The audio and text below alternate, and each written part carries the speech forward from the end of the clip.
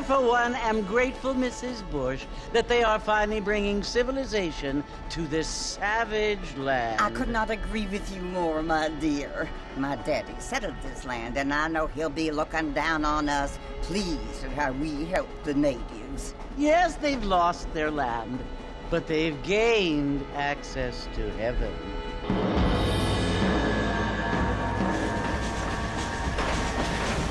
But, Father, do you mean unless an innocent receives communion, they're destined to go to hell? That hardly seems fair. What I mean to say, Jenny, is that there is a great deal of difference between an innocent and a savage. I never thought of it that way. Yes, they lived like animals, but they're happier now.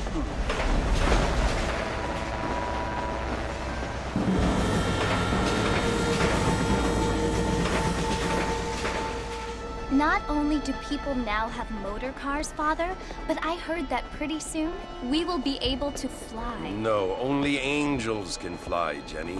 No, apparently people can fly. Didn't you hear? Out in Kansas, a man even got a car to fly. I hardly think so, Jenny.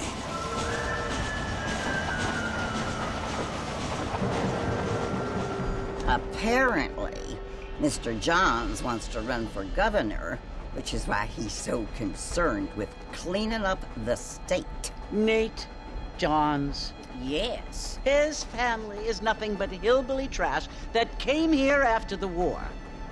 I don't want to be judgmental, but this state should not be ruled by such a disgusting family. A family without class. Apparently. The Johns family have made a lot of money, and he has a lot of friends in politics. Mrs. Bush, money isn't everything. There are many things that money cannot buy. It seems that money can buy voters, though.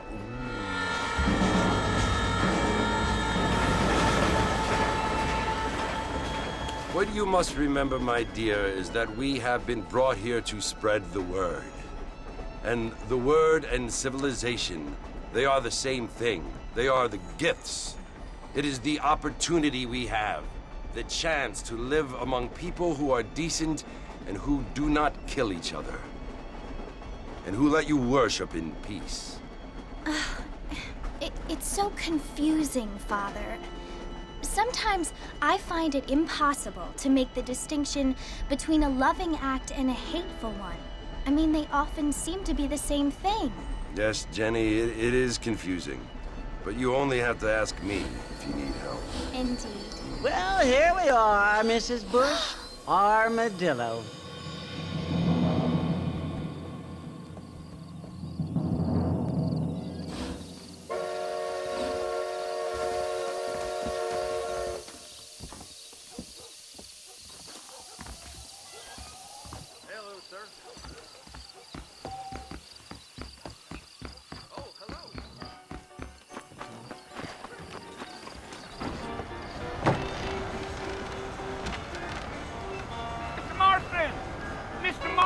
Over here!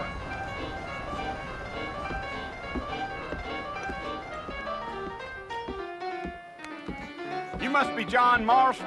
Sometimes. I'm Jake. Your friends from Blackwater hired me to guide you. They ain't my friends, but pleased to meet you, Jake. I got the horses saddled up and ready out front.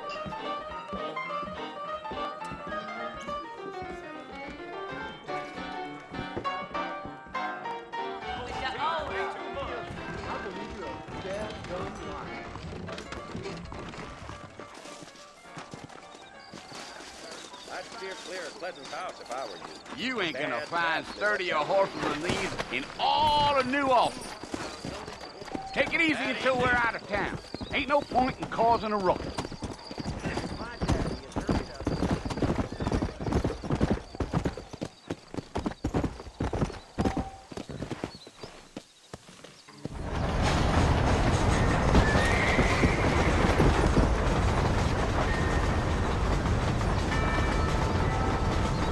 So it's Fort Mercer you want to visit? That's right. Ain't taking nobody up to the fort in a long time. Strange place for a decent fella to want to visit, if you don't mind me saying. Who said I was a decent fella? It's been abandoned for years now. Folks say it was built during the Mexican War. All kinds of soldiers around back then. Why'd they leave? Well, I ain't entirely sure. I heard they had to go up north to fight Indians, or maybe they got tired of being soldiers and went looking for gold. You know how things is. So what are you doing up at the fort? I'm looking for an old friend. Well, like I says, you ain't gonna find many folk around those parts these days. Those you do find are about as sociable as an ulcerated back tooth. I mean, I ain't one to judge a man by the company he keeps, but... Well, he ain't been friends for a long time.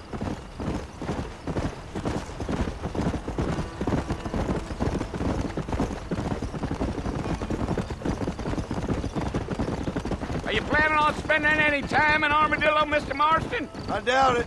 I ain't planning on staying very long. Well, if you're fixing for some female company, you can do a lot worse than Armadillo. Fine as cream gravy they are, not like Thieves' Landing. Dang, those girls ain't even fit for a drinking man to hold up with. I'm a married man, I'm afraid. Ain't we all?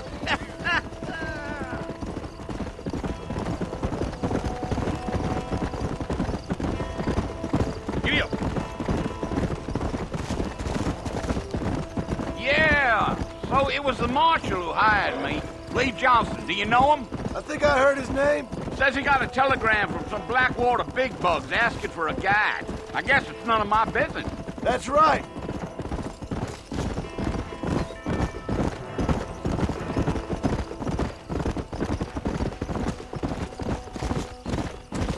You ain't very talkative, are you? Nope. I'm just chewing the dog, mister. It's how I am. I don't mean nothing by it. Trust me. There's things you're better off not knowing.